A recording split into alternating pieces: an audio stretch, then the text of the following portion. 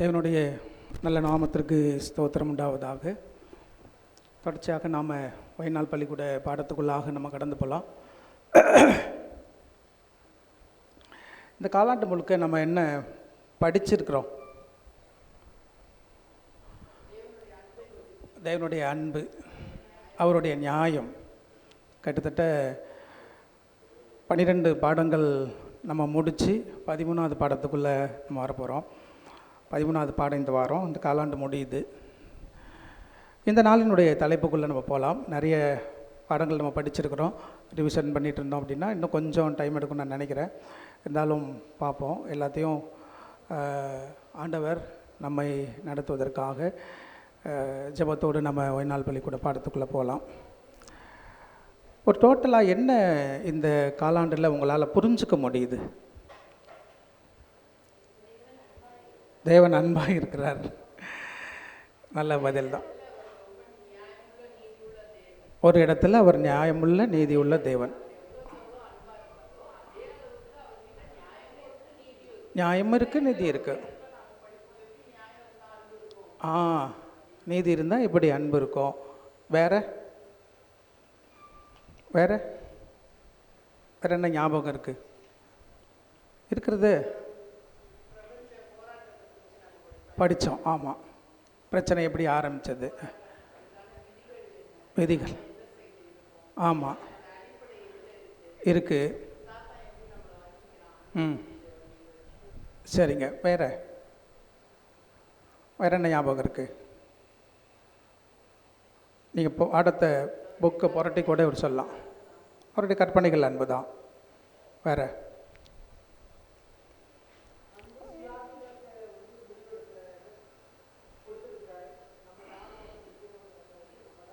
நல்ல விஷயம், தெரிந்து கொள்ளுது.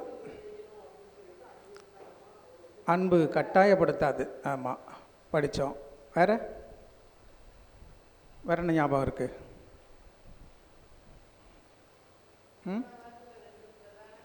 போன வாரம் 2 பிரதான கற்பனை, 2 பிரதான பாவத்தை குறித்து படித்தோம். ஜெபம் பண்ணுங்க. இவரோட சூழல்கள் எல்லாம் நம்ம கடந்து வரணும். அதாங்க, இதெல்லாமே தேவனுக்கு பிரியமான விதத்தில் நடக்கணும். அப்படிங்கிறதுக்காகத்தான் நம்ம ஜெபம் பண்ணணும். இதெல்லாம் நம்ம சகிக்க பழக வேண்டும். வேறு வழி இல்லை. சரிங்க, கேட்க வேண்டிய நேரத்தில் நம்ம அதை கேட்டும் ஆகணும். சரிங்க. வேறு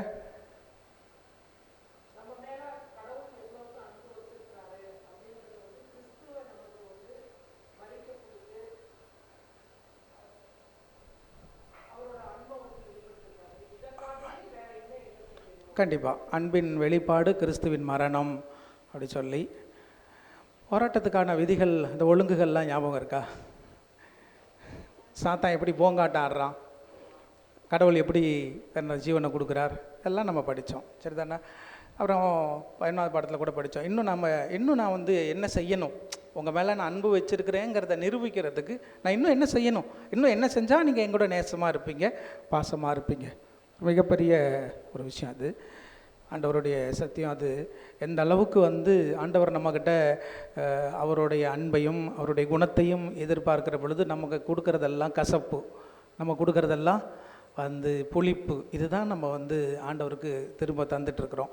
அப்போ அப்படிப்பட்ட ஒரு சூழலில் நம்ம வாழ்க்கை எப்படி இருக்கிறது அப்படிங்கிறதெல்லாம் நீங்கள் மறுபடியும் இந்த புத்தகத்தை திரும்ப ஒரு முறை வாசித்து பாருங்கள். ஆண்டவர் உங்களோட பேசுவார். நிறைய விஷயங்களை நம்ம படிச்சிருப்போம், நிறைய கருத்துக்களை கற்றிருப்போம். ஆனால் அதை நீங்கள் உங்கள் சபை ஸ்கூல் புக்கிலேயே எழுதி வச்சுக்கோங்க. ஏதோ நீங்கள் பாருங்கள், ஒரு 45 மினிட்ஸ் நம்ம ஏதோ படித்தோம், ஏதோ 4 வார்த்தையை பேசணும், அப்படி அதை விட்டுறாதீங்க, அதை அப்படி கடந்து போயிடாதீங்க. இது எல்லாமே நம்முடைய வாழ்க்கையின் அனுபவங்கள். இதில் படித்த கருத்து மண்டையில் அப்படி நின்றுச்சு அப்படின்னா நம்ம வேறு மாதிரி இருப்போம். ரோட்டில் நம்ம ஃபேமிலியில் வேறு மாதிரி இருப்போம், நம்ம சர்ச்சில் வேறு மாதிரி இருப்போம். அன்னைக்கு ஏதோ முடிஞ்சதா, ஒரு 45 மினிட்ஸ் ஏதோ பேசுனாங்க, ஏதோ கேட்டோம், ஒரு கலந்துரையாடலுக்குள்ளே போனோம். அந்த கலந்துரையாடல் வேறு மாதிரி இருந்துச்சு, இல்லை சந்தோஷமாக இருந்துச்சு, இல்லை அது வித்தியாசமாக இருந்துச்சு. அப்படி ஏதாவது ஒன்று அப்படி வச்சுட்டு நம்ம போயிடுறோங்க. இல்லைங்க, எவ்வளோ வருஷங்க நம்ம ஒரு காலாண்டுக்கு 4 பாடம், 4 புக்கு படிக்கிறோம், 4 தலைப்புகள் கீழே படிக்கிறோம். கிட்டத்தட்ட 20 வருஷம் 25 வருஷங்க. 80-100 தலைப்புகளுக்கு மேலே நம்ம படிச்சிருப்போம், கிட்டத்தட்ட பைபிளே முடிச்சிருப்போங்க. ஆனால் என்னங்க மிச்சம்? என்னங்க மிச்சம் இருக்குது நம்ம வாழ்க்கையில்? நம்மளை மாதிரி யாராவது பைபிள் படிக்கிறதுக்கு ஆட்கள் இருக்காங்களா? சத்தியங்களை கற்றுக்கொள்கிறதுக்கு ஆட்கள் இருக்காங்களா? எங்குமே கிடையாதுங்க. ஆனால் ஓய்நாள் பள்ளிக்கூட பாடம் அப்படிங்கிறது ஓய்நாளினுடைய முதுகெலும்பு அப்படின்னு நம்ம சொல்கிறோங்க. அப்போ ஆனால் நமக்கு இது இருக்குங்களா? அது என்னதுங்க? முதுகு தண்டுவடம் இல்லை? நம்ம தண்டுவடம் எப்படிங்க? தண்டுவடம் இருந்தால் தாங்க மனுஷன். தண்டுவடத்திலேருந்து போகிற விஷயந்தாங்க ஆவிக்குரிய வாழ்க்கைக்குள்ள நம்மளை மனுஷனாக வைக்குது. தண்டுவடம் எப்படி இருக்குதுங்க நம்ம வாழ்க்கையில், நம்ம சர்ச்சில், நம்ம லைஃப்பில்? இதெல்லாமே நீங்கள் யோசிக்க வேண்டிய விஷயங்க. அதனால் சபஸ்குள்ள அப்படியே விட்டுறாதீங்க. அது மிகப்பெரிய இந்த புத்தகத்தை கொண்டு போய் முடிச்சிட்டோமா அது எங்கே இருக்குதுன்னு தெரியாது அப்படிங்கிற நிலைமைக்குள்ளே அதை போயிட வேண்டாம். பத்திரமா வச்சுக்கோங்க, அதை படிங்க, அது உங்களுக்கு பிரயோஜனமாக இருக்கும். சரி, இன்றைக்கி ஒரு நல்ல பாடத்தை நம்ம படிக்கலாம். அன்பு நியாயப்பிரமாணத்தின் நிறைவேறுதல். இந்த தலைப்புக்குள்ளே தாங்க நம்ம போகிறோம். ரைட்டா? அன்பு நியாயப்பிரமாணத்தினுடைய நிறைவேறுதல். இந்த அன்புக்கும் நியாயப்பிரமாணத்துக்கும் உள்ள சம்பந்தங்கள் எதோடெல்லாம் நியாயப்பிரமாணம் சம்மந்தப்படுது, அல்லது 10 கற்பனை எதோடெல்லாம் சம்மந்தப்படுது, இதுதான் நம்ம படிக்கிற பாடம். அப்படி தானே? அப்படி தான் இருக்குது தலைப்புகள்லாம். நீங்கள் பாருங்கள், அன்பின் பிரமாணம், நியாயப்பிரமாணம், நீதி, நன்மை, பரிசுத்தம், நியாயப்பிரமாணம், கிருபை, நியாயப்பிரமாணம், அன்பின் நிறைவேறுதல், அப்புறம் ஊக்கமாக அன்பு கூறுங்கள். இவ்வளோ தாங்க. அப்போது எதுக்கும் லிங்க் பண்ணுறாங்க? நியாயப்பிரமாணத்தோட எதெல்லாம் லிங்க் ஆகுது அப்படின்னு சொல்லி நம்ம பார்க்குறோம். அப்போ 10 கற்பனையை என்னன்னு நம்ம புரிஞ்சுக்கிடணும். முதல்ல 10 கற்பனைனா அது என்ன? தேவனுடைய குணம். 2 பேரும் ஒரு கருத்தை சொல்கிறீங்க. 10 பிரமாணம்னா என்ன? தேவனுடைய குணம். அதைத்தான் வேறு ஏதாவது? சரிங்க, சட்டம், அன்பு, அதான். ஓகே, பாடத்தில் இருக்கிற விஷயங்கள். வேறு என்ன பார்க்குறீங்க? அவர் நம்ம மேலே வச்ச அன்பே 10 பிரமாணம் தான். சரிதானா? தீர்க்கதரிசி கூட சொன்னதை கூட இங்கே புஸ்தகத்தில் வச்சுருக்குறாங்க. அதாவது அவருடைய குணத்துக்கான எழுத்து வடிவம். நீங்கள் சொல்கிறீங்க, அதை வேறு மாதிரி இவங்க சொல்கிறாங்க. எல்லோரும் அது உங்களுக்கு புரியுது. சரிங்க.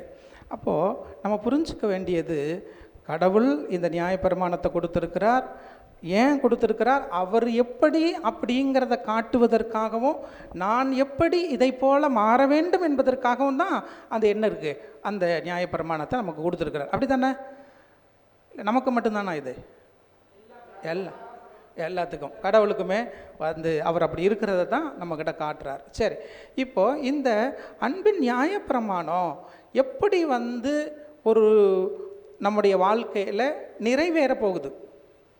இந்த நியாயப்பிரமாணமும் அன்பும், அன்புக்குள்ளே நியாயப்பிரமாணம் இருக்குது, நியாயப்பிரமாணத்துக்குள்ளே அன்பு இருக்குது. அப்படி தானே?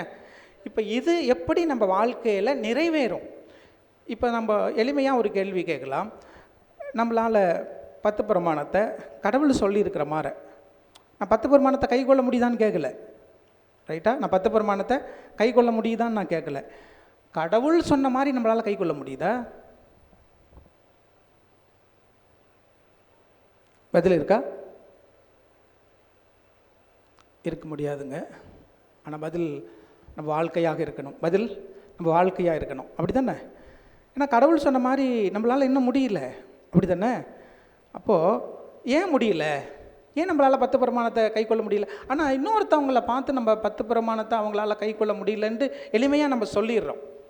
மற்ற டினாமினேஷனில் இருக்கிறவங்களையோ அல்லது மற்ற ரிலீஜனில் இருக்கிறவங்களையோ பார்த்து அவங்களாம் 10 பிரமாணத்தின்படி இல்லை அப்படின்னு நம்ம எளிமையாக சொல்லிடுறோம். அது நம்மளுடைய குணம். ஆனால் நம்ம இன்னும் 10 பிரமாணத்தை சரியாக கடவுள் சொன்ன மாதிரி கை கொள்கிறோமா அப்படின்னா அங்கே ஒரு கொஸ்டின் மார்க் இருக்குது. அப்போ ஏன் முடியல? அதாங்க பாடம். ஏன் முடியலை? எனக்கு புரியலை. என்ன புரியலை? அன்பு புரியலை. என்ன இதான் நம்ம உள்ளக்குள்ளே போகிறோம், பாடத்துக்குள்ளே போகிறோம். அன்பு 2 விதமாக பிரதிபலிக்கிறது அல்லது பரிணமிக்கிறது. அப்படி சொல்லலாம். பரிணமிக்கிறது அப்படிங்கிறது அந்த வார்த்தை உங்களால் புரிஞ்சுக்க முடியுதா? அன்பு 2 பரிமாணங்களில் இருக்கிறது. அப்படி சொன்னாலும் புரியும்னு நினைக்கிறேன். இல்லை, 2 பரிமாணங்களில் அல்லது 2 இரண்டு விதங்களாக பிரதிபலிக்கிறது. அன்பு இரண்டு விதங்களில் என்ன செய்கிறது அப்படின்னா பிரதிபலிக்கிறது. எப்படி? ஒன்று தேவனோடு வைத்திருக்கிற அன்பு அல்லது உறவு, இன்னொன்று சக மனிதர்களோடு வைத்திருக்கின்ற உறவு. சரிங்க, இப்போது நம்ம புரிஞ்சுக்கிறோம். ஒரு வசனத்தை நம்ம வாசிக்கலாம். என்ன நம்ம வாசிக்கணும் அப்படின்னா, ரோமர் 13ஆம் அதிகாரம் வசனம் 8 கவனிங்க. ரோமர் 13ஆம் அதிகாரம் வசனம் 8.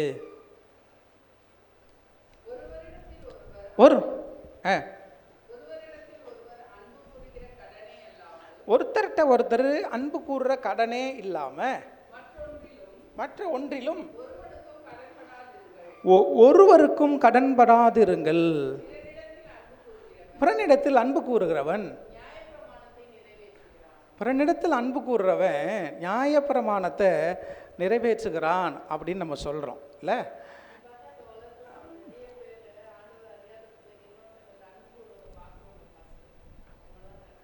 கண்டிப்பாக பாருங்கள். இப்போ ஒன்று, அதாவது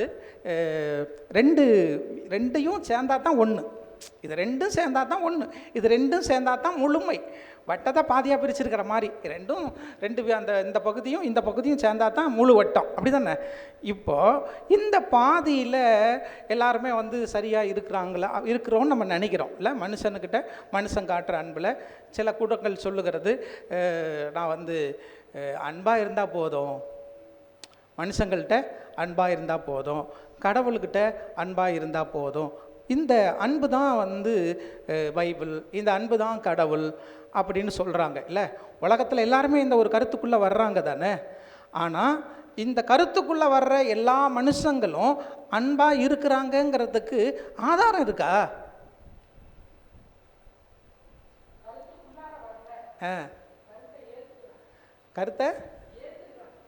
கருத்தை ஏற்றுக்கிறாங்க. சரி, கருத்தை ஏற்றுக்கிறாங்க அல்லது கருத்துக்குள்ளே வர்றாங்க, ரெண்டும் ஒரே தகவலாக நம்ம பார்த்துக்கிடலாம்.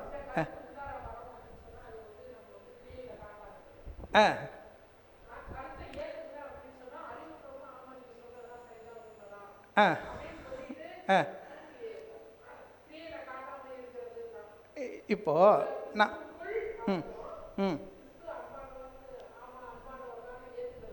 சரி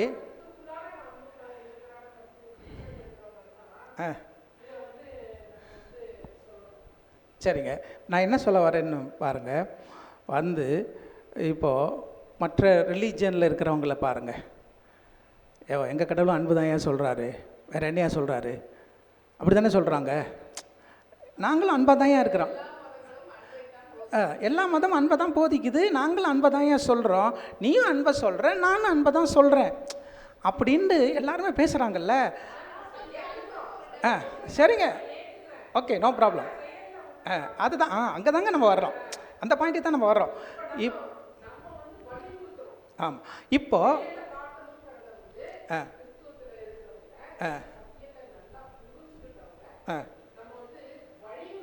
வலியுறுத்துகிறோம். ஆமாம், கண்டிப்பாக சரிதான். இல்லை அதாங்க, இப்போ இந்த ரெண்டு விஷயத்துக்குள்ளாரையும் தாங்க நம்ம கிளாரிஃபிகேஷன் பண்ண போகிறோம். சரிதானே?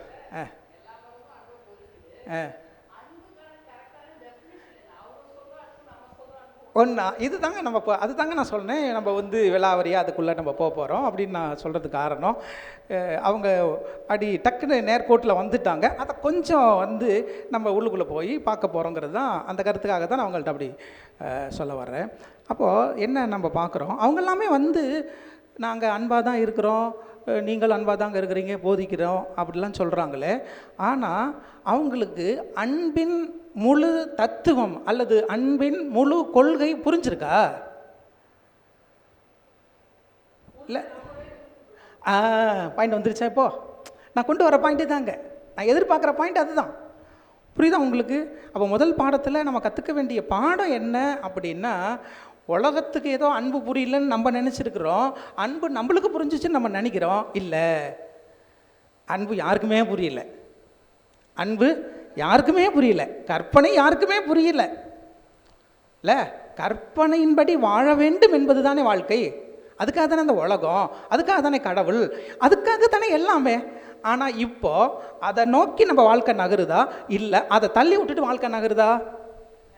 அதை தள்ளி விட்டுட்டு புறந்தள்ளிட்டு வாழ்க்கை நடக்குதுங்க. அப்புறம் என்னங்க நம்ம அன்பை பற்றி பேசுகிறோம்? அன்பு எங்கெங்க நமக்கு புரியுது? புறந்தள்ளிடுறோமா இல்லையா? சொல்கிறோம் கடவுளை நான் நேசிக்கிறேன், மனிதனையும் நான் என்னங்க நேசம்? அதான் நான் ஆரம்பத்தில் சொன்னேன், கடவுள் சொன்ன மாதிரி நம்மளால் இந்த 2 இடத்துலையும் நம்மளால் நிற்க முடியுதா? அதுக்கு தாங்க வசனம் சொல்லுது. 1 தீமோத்தேயு 1:5 நம்ம வாசிக்கலாம்.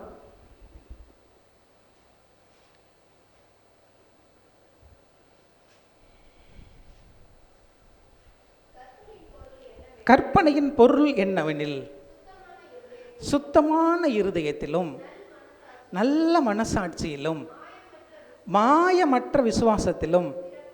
பாருங்க, இந்த அன்பு இங்கே தாங்க அன்புக்கான அன்பு எப்படி வரணும், கற்பனையை எப்படி புரிஞ்சிருக்கணும் அப்படிங்கிறதுக்கான விளக்கத்தை ஆண்டவர் இங்கே வச்சிருக்கிறாருங்க. சுத்தமான இருதயத்திலும் இல்லை, நல்ல மனசாட்சியிலும், அப்புறம் மாயமில்லாத விசுவாசம். வார்த்தைகளை நல்லா நீங்கள் பொருள் புரிந்து கற்றுக்கொள்ள வேண்டியது அவசியம். மாயமற்ற விசுவாசத்திலும் அப்படின்னா, இன்றைக்கி நம்முடைய அன்பு மாயமான அன்பா இல்லை, எப்படி சொல்கிறதுங்க, அதை கூட உலகத்தில் இருக்கிற தர நிர்ணயம் ISI அப்புறம் கூட சொல்லப்படாதுங்க. ஏன்னா இதெல்லாம் சும்மா போலி. எப்படிங்க நம்ம சொல்கிறது?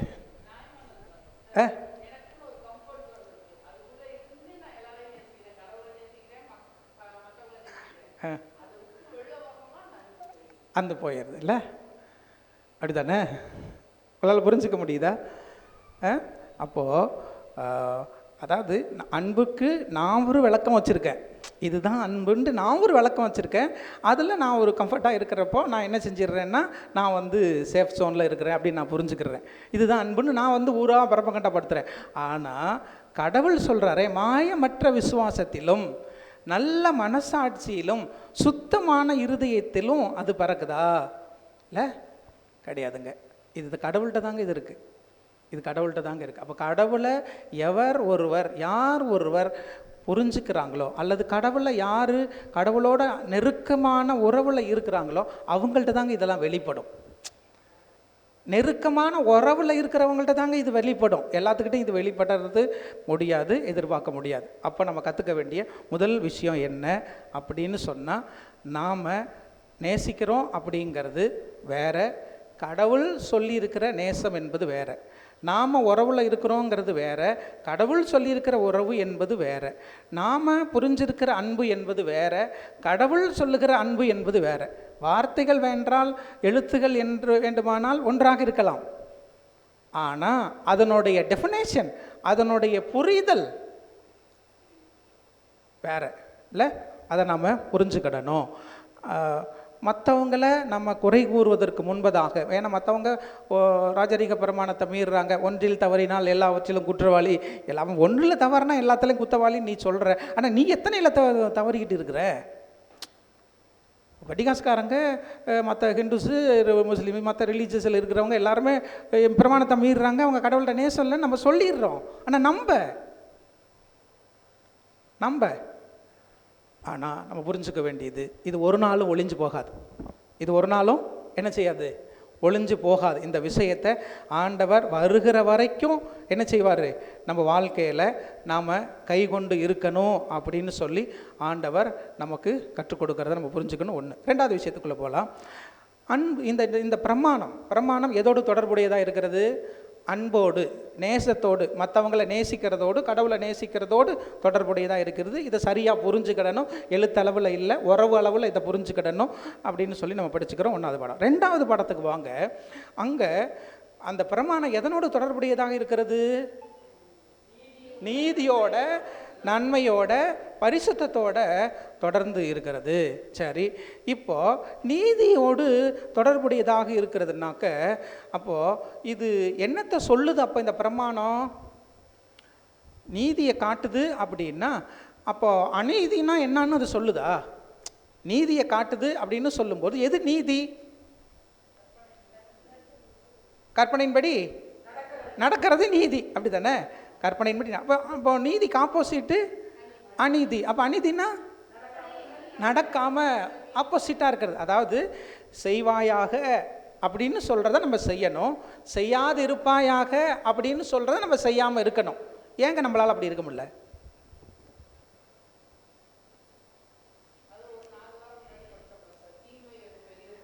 தீமை என்னும் பெரிய பிரச்சனை. ஆமாங்க. சரி, மாறணும் கண்டிப்பாக. சின்ஃபுல் நேச்சர் நம்மக்கிட்ட இருக்குது. இந்த சின்ஃபுல் நேச்சர் எப்போ மாறுறதுக்கான வழிவகையில் நம்ம பெற்றுக்கொண்டு இருக்கிறோம்? இல்லைங்க, இப்போது நாம் நம்ம வந்து பாவ குடும்பத்தில் பிறந்திருக்கிறோம். நம்ம குடும்பம், என் தாய் என்னை பாவத்தில் கர்ப்பம் தரித்தாள் அப்படின்னாக்க அப்படின்னா நான் பிறக்கும்போதே பாவி அப்படிங்கிற விஷயத்துக்குள்ளே வரலை. அந்த பாவ இயல்புகள், பாவ குணங்கள் என்னோடு இருந்துக்கிட்டே இருக்கிறது. நான் நன்மை தீமை அறிந்து பாவம் செய்கிறப்ப அந்த பாவி அப்படின்னு சொல்கிறோம். இப்போது நான் நன்மை தீமை அறிந்து இது தவறு, இது சரி அப்படின்னு நான் புரிஞ்சுக்கிட்டு சரியில் நடக்கிறப்ப நான் என்ன குடும்பத்தில் இருக்கேன், எந்த இயல்பில் இருக்கேன், தவறுலையே நான் நடந்துக்கிட்டு இருக்கிறப்ப எந்த இயல்பில் இருக்கேன்? சரிங்க, இப்படி புரிஞ்சுக்கலாமா பாருங்கள். மாமிச இயல்பு இது ஆவிக்குரிய இயல்பு இல்லை, அப்படி புரிஞ்சுக்கலாமா? மாமிச அல்லது சின்ஃபுல் நேச்சர் அல்லது இது என்னது டிவைன் நேச்சர், சரிதானா? அப்படி நம்ம புரிஞ்சுக்கிறோம், சரிதானா? இப்போ நம்ம எப்போங்க இந்த நேச்சருக்குள்ளே அல்லது எப்போ ஆதாமின் குடும்பத்திலிருந்து எப்பொழுது இயேசுவின் குடும்பத்துக்குள்ளே வர்றோம்? ஏற்றுக்கிற பொழுது இல்லை, ஏசு கிறிஸ்துவை விசுவாசிக்கிற பொழுது, ஏசு கிறிஸ்துவை நம்புகிற பொழுது.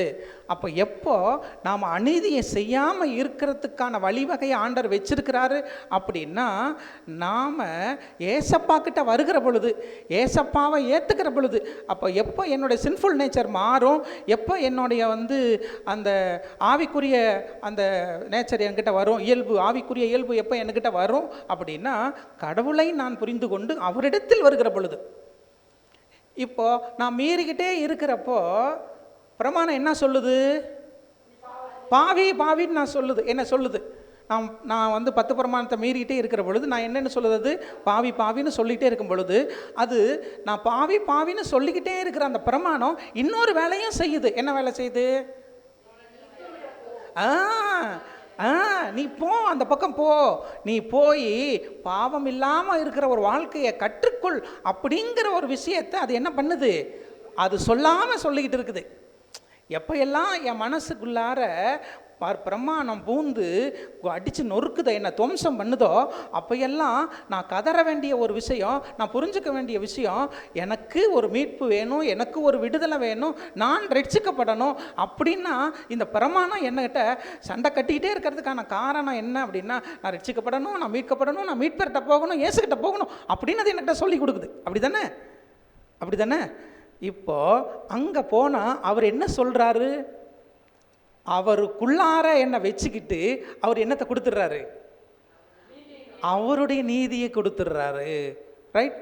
உங்களால் புரிஞ்சுக்க முடியுதா? அப்போது பிரமாணம் எப்படி நமக்கு நீதியை தருகிறது? பிரமாணம் எப்படி நமக்கு நீதியை தருது? தேவனிடத்தில் அனுப்பி அவருக்குள்ளாக நாம் போய் பாதுகாப்பாக இருக்க செய்து. நான் சொல்கிறது உங்களுக்கு புரியுதா? ஈஸியாக இருக்கா? எப்போ நம்ம நீதிமானாக மாறுறோம் அப்படின்னா, பிரமாணம் அதுக்கு உதவி செய்யுது. எப்படின்னா, நான் பாவின்னு சொல்லும் பொழுது, அது என்னை போட்டு கன்னத்தில் அரைகிற பொழுது, அதை போட்டு என் மண்டையை உடைக்கிற பொழுது, அது என் மனசுக்குள்ளே அது அறுக்கும். நான் இப்படி பேசிட்டேனே, இப்படி பார்த்துட்டேனே, இப்படி நினச்சிட்டேனே, இதெல்லாம் நான் கேட்டுட்டேனே, ஐயோ இது இப்படி ஆயிடுச்சு, இது கடவுளுக்கு பிரியமில்லாதது அப்படின்னு எப்பெல்லாம் என் மனசுக்குள்ளே போட்டு அங்கே ஒரு பெரிய போர்க்களமே நடக்கும். அந்த போர்க்களம் நடக்கிறதுக்கான காரணமே என்ன அப்படின்னா, பிரமாணம் சொல்லிக்கிட்டே இருக்குடே, அங்கே ஒருத்தர் இருக்கிறார் போ அப்படின்னு சொல்லி. இப்போ அதை தான் நம்ம புரிஞ்சுக்கிடணும். இப்போ அப்படி புரிஞ்சுக்கிட்டு நான் போய் யாருக்குள்ளார இருந்துக்கிட்டே இருக்கணும்? கிறிஸ்துக்குள்ளாக. ஒருவன் கிறிஸ்துவுக்குள்ளாக இருந்தால் அவன் புது சிருஷ்டி. ரைட்டா? அப்போ சின்ஃபுல் நேச்சர் என்ன செய்யுது? வெளியில் போகுது. ஆவிக்குரிய இயல்பு, பாவ மாமிசம் அதை பாவ சிந்தனை வெளியில் போய் ஆவியின் சிந்தனை நமக்குள்ளே வருது. ரைட்டுங்களா? நான் சொல்கிறது ரைட்டுங்களா? அப்போது ஆவின் சிந்தையை பெற்றுக்கொள்வதற்கு, நீதியை பெற்றுக்கொள்வதற்கு, நீதியின் வஸ்திரத்தை பெற்றுக்கொள்வதற்கு எது உதவி செய்யுது? நியாயப்பிரமாணம் உதவி செய்யுது. அந்த நீதியை கொடுக்கறது யார் நமக்கு? 10 பிரமாணம் கொடுக்கல, அதை நீங்கள் புரிஞ்சுக்கிடணும். அதுக்கிட்ட கொடுத்தா ஏன் ஏச காட்டுது? நம்ம புரிஞ்சுக்க வேண்டியது. 10 பிரமாணம் பாருங்கள். சாரு தெர்மாமீட்டர் வச்சுருக்கிறாரு, அப்புறம் ப்ரெஷர் மிஷின் வச்சுருக்கிறார், அப்புறம் சுகர் மிஷின் வச்சுருக்கிறார். இப்போ இதெல்லாம் அவர் வச்சுருக்கிற மெஷின் எல்லாம் என்ன சொல்லி கொடுக்குது? காமிக்கிட்டு என்ன சொல்லுது? அவர் யாருன்னு சொல்லி கொடுக்குது. ஆமாம் தானே? ஒரு ப்ரெஷர் மிஷின் என்ன சொல்லி கொடுக்குது? ஒரு ஒரு ஒரு சுகர் மிஷின் என்ன சொல்லி கொடுக்குது? ஒரு தெர்மாமீட்டர் என்ன சொல்லி கொடுக்குது? என்னுடைய பிரச்சனையை மட்டும் சொல்லலை, என் பிரச்சனைக்கான சொல்யூஷனை தருவது யாருன்னு சொல்லி கொடுக்குது. ரைட்டா? நான் சொல்கிறது ரைட்டா? அப்போது அதை நம்ம புரிஞ்சுக்கிடணும். அப்போ நாம் யாருக்குள்ளார, யாருடைய அட்வைஸ்க்குள்ளார, யாருடைய ப்ரிஸ்கிரிப்ஷனுக்குள்ளார நம்ம இருந்துக்கிட்டே இருந்தால் நம்ம ஆரோக்கியமாக இருக்க முடியும்? டாக்டரோட ப்ரிஸ்கிரிப்ஷனுக்குள்ளார. அப்போ கிறிஸ்துவோட ப்ரிஸ்கிரிப்ஷனுக்குள்ளார நான் உள்ளுக்குள்ளார இருந்துக்கிட்டே இருக்கணும். சரிதானே? அப்போ அவர் கொடுக்குற அந்த டாக்டர் கொடுக்குற லாஸை நான் என்ன செய்யணும்? ஃபாலோ பண்ணணும். அப்போ தானே நான் ஆரோக்கியமாக இருக்க முடியும். இதுதாங்க பிரமாணம் செய்யுது. இப்போ இது எனக்கு புரியுதா? புது விஷயம் இல்லைங்க, ஆனால் புரிதலோடு படிக்கிற பெரிய விஷயம். சரிதானே? பழைய விஷயம் கிடையாது. புரிதலோடு நம்ம படிச்சுக்கிட்டு இருக்கிறோம். எந்த அளவுக்கு நம்ம வாழ்க்கையில் இதெல்லாம் நமக்கு இருக்குது. அப்புறம் என்ன செய்தது? நியாயப்பிரமாணம் என்ன செய்யுது? 7:12 வாசிக்கலாமே.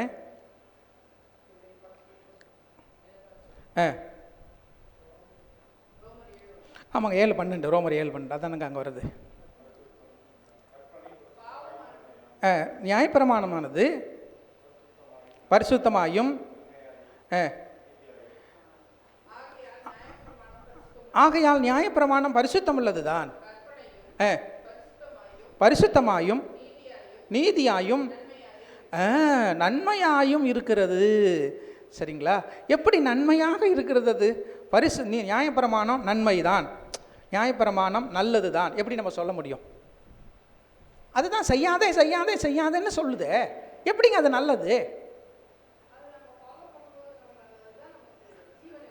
அதுதான் ஜீவனை கொடுக்கிறது. ஜீவனை விட்டு தூர அனுப்புகிற அந்த பிரமாணம் தான் ஜீவனுக்குண்டான வழியையும் அது காட்டுகிறது. சரிதானா? ஜீவனை விட்டு வெளியில் போக்குறதுக்கான காரணம் என்ன? அந்த லாஸ் நம்ம முன்னாடி நிற்குது, அந்த பிரமாணம் நமக்கு முன்னாடி நிற்குது, ஆண்டவர் கொடுத்த சட்டம் முன்னாடி நிற்குது. அது நம்மளை வெளியில் தள்ளுது, நீ பாவி அப்படின்னு சொல்லி. ஆனால் கிறிஸ்துக்குள்ளாக நம்ம இருந்து அவரோட சேர்ந்து அதன்படி வாழ்கிற பொழுது அது என்னத்தை கொடுக்குது? நமக்கு நன்மையை கொடுக்கிறது, ஜீவனை கொடுக்கிறது, ஜீவனைக்கான வழியை காட்டுகிறது. அதான் வசனங்கள்லாம் சொல்லுது.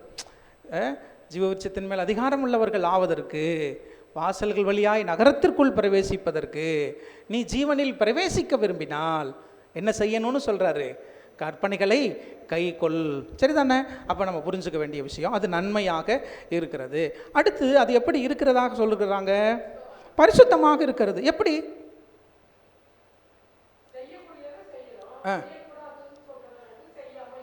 ஆமாம், இல்லை கரெக்டுங்க. நீங்கள் அந்த விஷயத்தை சொல்ல வரீங்க.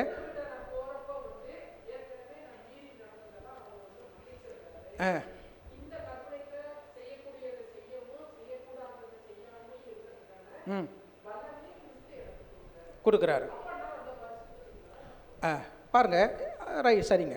இப்போது இங்கே இருக்கிற வசனங்களை நம்ம வாசிக்கலாம். இது நமக்கு என்ன போதிக்குதுன்னு பார்க்கலாம். லேவியராகமம் 19ஆம் அதிகாரம் வசனம் 2.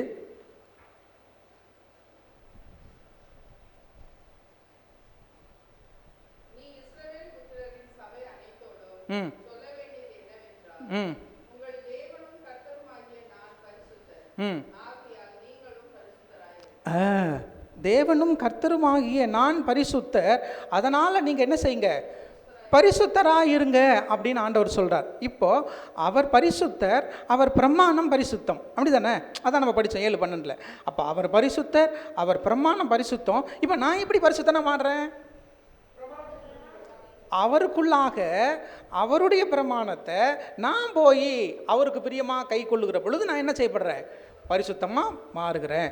ஆனால் நம்ம புரிஞ்சுக்கிற விஷயம், இந்த இடத்துல கொஞ்சம் பிரேக் போட்டு கொஞ்சம் யோசிக்க வேண்டிய விஷயம், நான் பிரமாணத்தை கை கொள்ளுகிற பொழுதெல்லாம் நான் கிறிஸ்துவோடும், கிறிஸ்துவின் பலத்தோடும், கிறிஸ்துவின் ஆலோசனையோடும், கிறிஸ்துவின் ஒத்தாசையோடும் நான் கை கொள்கிறேனா? இல்லை நானே பிளான் பண்ணி கை கொண்டுறேனா?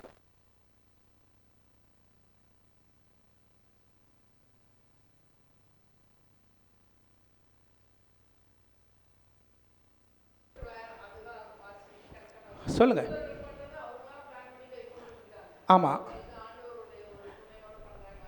ஆமாம், அதுக்காக தான் அவங்க சில சட்டத்திட்டங்கள்லாம் வகுத்து வச்சுருக்காங்க. பரிசுத்தம் கிடையாது. இப்போ நம்ம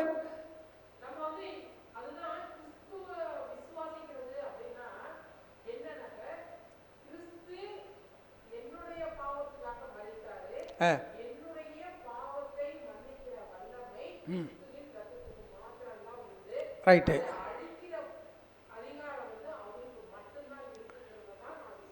ஓகே, அது ரைட்டுங்க, அதில் மாற்று கருத்து இல்லை.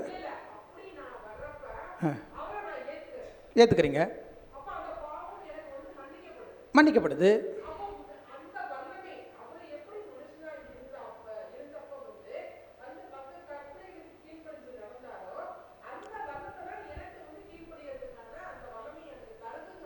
நான் நம்புகிறேன் இதெல்லாம் ஓகே தான். ம் ஆ ஆமாம், கரெக்டுங்க. ஆனால் இப்போ ம் ம் ம் சரிங்க சரிங்க சரிங்க, புரிஞ்சுக்கிறீங்க. இப்போ நான் இன்னொரு விஷயத்த அடுத்த ஒரு பாயிண்ட்டாக அதை சப் பாயிண்ட் மாதிரி வச்சுக்கோங்க. எப்படின்னு நீங்கள் யோசிங்க. சப் பாயிண்ட்டாக வச்சுக்கிட்டாலும் சரி, இந்த கருத்தை எடுத்துக்கிட்டாலும் சரி. இப்போது நான் வந்து ஒரு புரிதலுக்குள்ளே வந்துட்டேன், ஞானஸ்தானம் எடுத்துட்டேன். இன்றைக்கி நம்ம அட்வென்டிஸ்ட் லைஃப் இருக்குது. ஆனால் இன்னைய வரைக்கும் உங்கள் வாழ்க்கையில், என் வாழ்க்கையில் நம்ம புரிஞ்சுக்க வேண்டிய விஷயம் வந்து, பொய் சொல்லாது இருப்பாயாக. ஆண்டவரே, என்னால் பொய் சொல்லாமல் இருக்கவே முடியலை. உபச்சாரம் செய்யாது இருப்பாயாக, செய்யாமல் இருக்கவே முடியல. கடவுள் சொல்கிற மாதிரி இல்லை, அது மாதிரி ஓய்வு நாளை பரிசுத்தமாய் ஆசரிக்க நினைப்பாயாக. ஓய்வு நாள் கடவுள் சொல்கிற மாதிரி இப்போது நம்மளால் ஆசரிக்க முடியுதா? இப்போ நம்ம என்ன செய்யணும்? இப்போ நம்ம ஒரு எக்ஸாம்பிள் சொல்கிறேன். வெள்ளிக்கிழமை ஆயிடுச்சு, என்ன செய்யணும்? உடனே வந்து மொபைல் எடுக்கிறோம். சன்டவுன் டைம் என்ன? 6:25. 6:25க்குள்ளே நீ என்ன பண்ணிடணும்? வேலையெல்லாம் முடிச்சிடணும். ரைட்டு. 6:25க்குள்ளே அடுப்பு அமைஞ்சு போச்சுங்க. ஆனால் இங்கே இருக்கிற அடுப்பு அமைஞ்சிருக்கா? இங்கே இருக்கிற நெருப்பு அமைஞ்சிருக்கா? எரிச்சலும் புகைச்சலும் வீட்டில் இருக்கா இல்லையா? குடும்பத்தில் எரிச்சலும் புகைச்சலும் இருக்கா இல்லையா? ஏன்? ஓய்வு நாள் வெள்ளிக்கிழமையை சொல்கிறாங்க. அது மாதிரி ஒவ்வொரு கற்பனையும் நீங்கள் பாருங்கள். பெற்றோருக்கு கீழ்ப்படுகிறதா இருக்கட்டும், அல்லது ஆண்டவருடைய பேருக்கு கெட்ட பேர் வராமல் ஒரு சூழலாக இருக்கட்டும், இந்த 10 பிரமாணத்தையும் நீங்கள் பாருங்களேன். அதாவது நான் குற்றப்படுத்துறதுக்காக நான் சொல்லி கொடுக்குற சத்தியம் பெருசுன்னு நீங்கள் நினைக்கணும், அப்படியெல்லாம் நீங்கள் தயவுசெய்து பார்த்துடாதீங்க. இயல்பாக நீங்கள் பேச பழகுங்க, இயல்பாக பேச பாருங்கள்.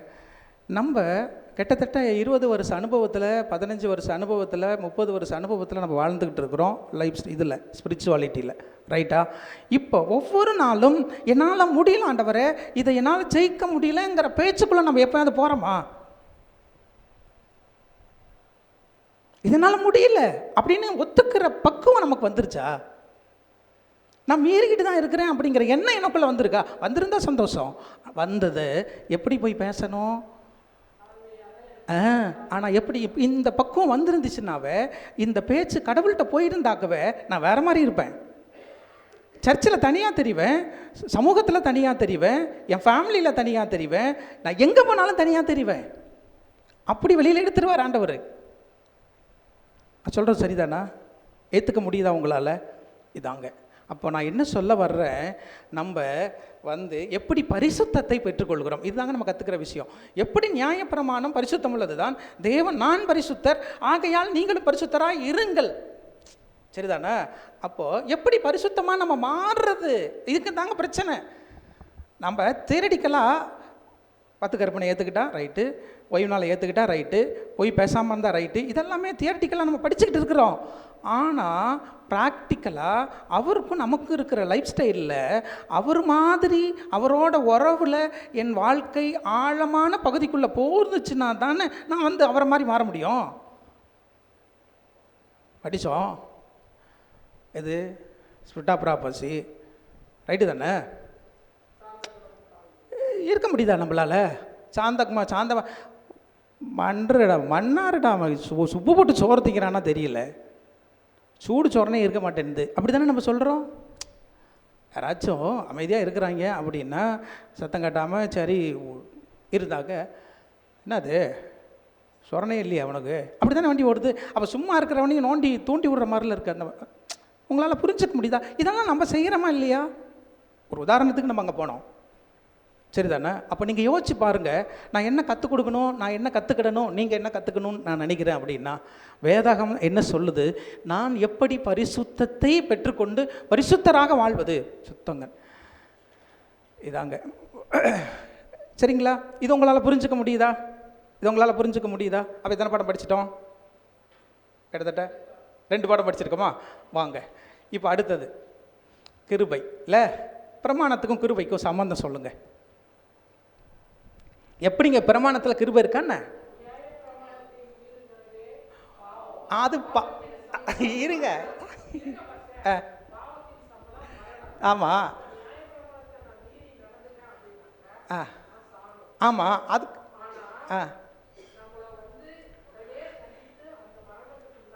ம்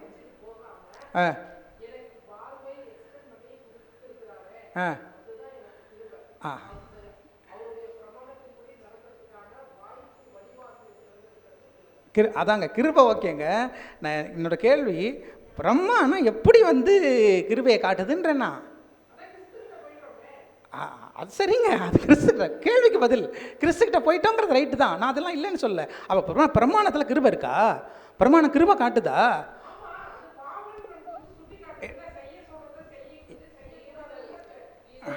பாவத்தின் சம்பளம் மரணம். இல்லை, அப்போ பிரமாணத்திட்ட கிருபை இல்லை.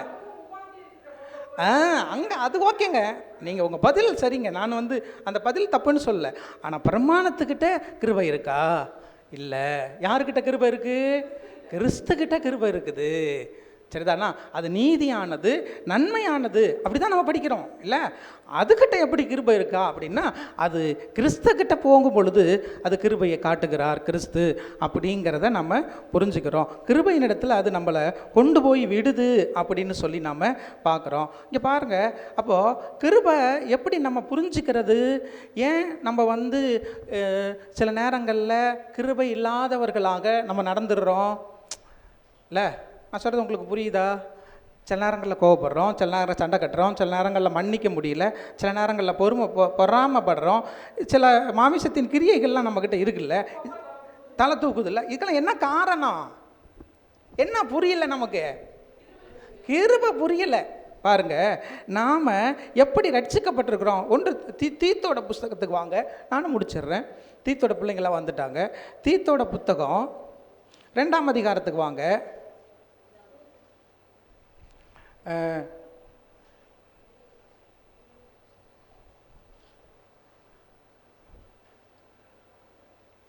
ஒரு நிமிஷம், எனக்கு ஒரு உதவி செய்யுங்க. நாம் நம்முடைய கிரியைகளினால் ரட்சிக்கப்படாமல் மறுஜென்ம முழுக்கினாலும் பரிசுத்தாவியினுடைய புதிதாக்குதலினாலும் 3:5 வாசிங்க. எஸ்.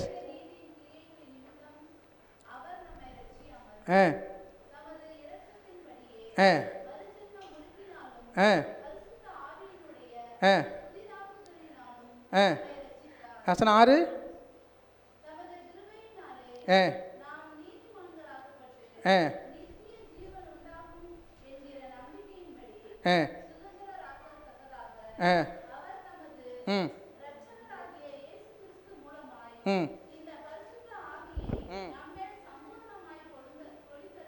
சரிங்க, போதுங்க. இப்போ பாருங்கள், நம்ம புரிஞ்சுக்க வேண்டிய விஷயம் இங்கே இருக்குது. என்ன அப்படின்னா, நாம் செய்த நீதியின் கிரியைகள் நிமித்தம் அவர் நம்மளை என்ன பண்ணலை? நம்ம ரட்சிக்கப்பட முடியாதுங்க.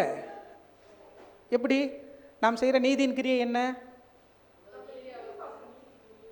இல்லைங்க, நீதியின் கிரியை அப்படிங்கிறது என்னென்னா, இப்போது போய் நாள் ஆசரிக்க சர்ச்சுக்குள்ளே வர்றோம், தசம்பாகம் கொடுக்குறோம், புளிசோறு சாப்பிட்றோம், அப்புறம் தானம் தர்மம் செய்கிறோம், பொய் சொல்லாமல் இருக்கிறேன்னு சொல்கிறோம். இப்போ இதெல்லாம் என்னது? நீதியின் செயல்பாடுகள் தானே. சரி, இப்போது இதனாலேயா நான் ரட்சிக்கப்பட்டிருக்கேன்? இப்போ நான் புளிசோறு சாப்பிட்றதுனால எனக்கு ரட்சிப்பு வந்துருக்கு? இல்லை. அப்போ நான் ஏன் புளிசோறு சாப்பிட்றேங்கிறது வேறு கேள்வி. அதுக்கு ஒரு கேள்வி இருக்குது. ஏன் புளிச்சோறு சாப்பிட்றேன், ஏன் தசமாவும் கொடுக்குறேன், ஏன் வந்து பொய் சொல்லாமல் இருக்கேன், ஏன் திருடாமல் இருக்கேன், இதுக்கு ஒரு இன்னொரு பதில் இருக்குது. சரி தானே? அப்போது இது வந்து என்னை காப்பாற்றலை. எது தான் காப்பாற்றிருக்குது? நான் செய்த நீதியின் கிரியைகள் நிமித்தம் அவர் நம்மை ரட்சியாமல் தமது இரக்கத்தின்படியே மறுஜென்ம முழுக்கினாலும் பரிசுத்தாவினுடைய புதிதாக்குதலினாலும், அப்புறம் நீங்கள் பாருங்கள், அவர் தமது கிருபையினாலே. உங்களால் புரிஞ்சுக்க முடியுதா? அப்போது ஏன் நம்மளால் மன்னிப்பு தர முடியல, ஏன் நம்மளால் வந்து அன்பு பாராட்ட முடியல, ஏன் வந்து நம்மளால் மாம்சத்தின் கிரியைகளோடு நம்ம அதிலிருந்து வெளியில் வர முடியலை அப்படின்னு சொன்னால், நம்மளுக்கு என்ன புரியலை? கடவுள் எனக்கு காட்டியிருக்கிற கிருபை எனக்கு புரியலை. இப்போ நான் இப்படி பேசினா அது சரியாக இருக்குமான்னு நீங்கள் யோசிங்க. நான் கடவுளோட நெருக்கமாக இருக்கிறேன் அப்படின்னு எனக்குள்ள ஒரு புரிதலை நான் வச்சுக்கிட்டு இருக்கிறதுனால மற்றவங்கள பார்க்கும்பொழுதெல்லாம் எனக்கு எப்படி தெரியுது? குற்றவாளியாக தெரியுது. அது ரைட்டா? இப்போ நான் கடவுள்கிட்ட நெருக்கமாக இருக்கிறேங்கிறதுக்கான அடையாளம் என்ன? நான் கடவுள்கிட்ட நெருக்கமாக இருக்கிறேன் அல்லது கடவுளுடைய கிருபையை புரிஞ்சுக்கிட்டேன் அப்படிங்கிறதுக்கான அடையாளம் என்ன?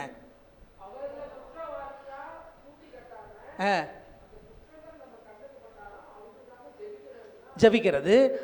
எனக்கு நான் இப்படி கொலை பண்ணப்பா, இப்படி சொன்னால் புரியும் பாருங்க.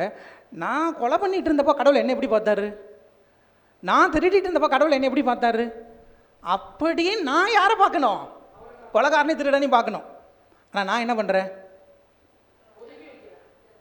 கொலைகார பாவி, நீ எல்லாம் ஏன்டா பூமிக்கு பாரமாக இருக்க?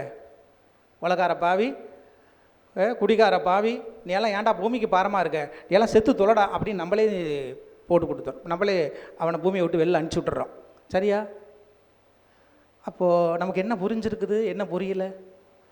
ஒன்று புரிஞ்சிருக்கு, நம்ம நல்லவங்கிறது புரிஞ்சிருக்கு. அதானே? நம்ம நல்லவங்களா? தேவன் ஒருவர் தவிர நல்லவன் யாருமே இல்லையா நாட்டில்? உங்களை யாராச்சும் நல்லவேன்னு சொல்கிறான்னா உங்களுக்கு கூலி பறிக்கிறாங்கன்னு அர்த்தம்னு புரிஞ்சுக்கணும். புரியுதா உங்களுக்கு? அப்போ நம்ம கற்றுக்க வேண்டிய விஷயம் என்ன அப்படின்னா, நம்ம கடவுளுடைய கிருபையை புரிஞ்சுக்கிடலை. நம்ம கடவுளுடைய கிருபையை புரிஞ்சிருந்தோம்னா தான் நம்மளால் என்ன பண்ண முடியும்? என்ன பண்ண முடியும்? மற்றவங்களுக்கு கிருபையை காட்ட முடியுங்க. இது தாங்க நியாயபரமான நமக்கு கற்றுக் கொடுக்குது. அது கிறிஸ்துக்கிட்ட போக சொல்லிவிட்டு கிறிஸ்து எப்படி இருக்கிறாருன்னு காட்டுது, ஒரு லிஸ்ட்டை போடுது. பாரு, அவர் எவர் அன்பாக இருக்கார், அவர் எப்படி நீதியாக இருக்கார், அவர் எப்படி நன்மை செய்கிறவராக இருக்கிறாரு.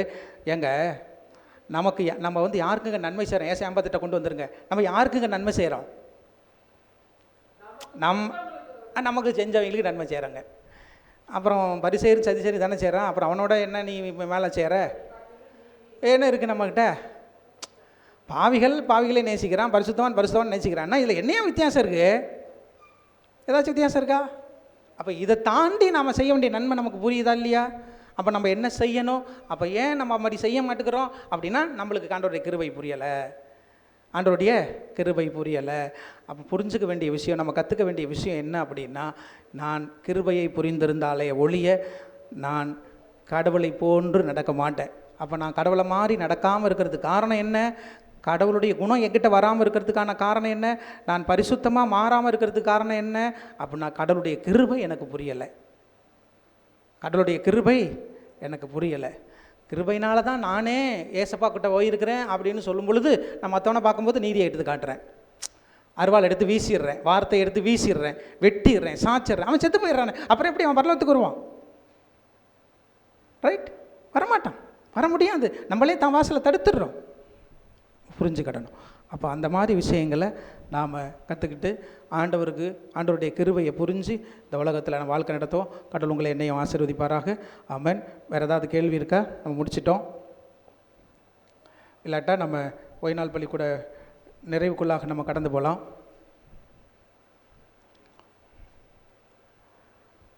சரி.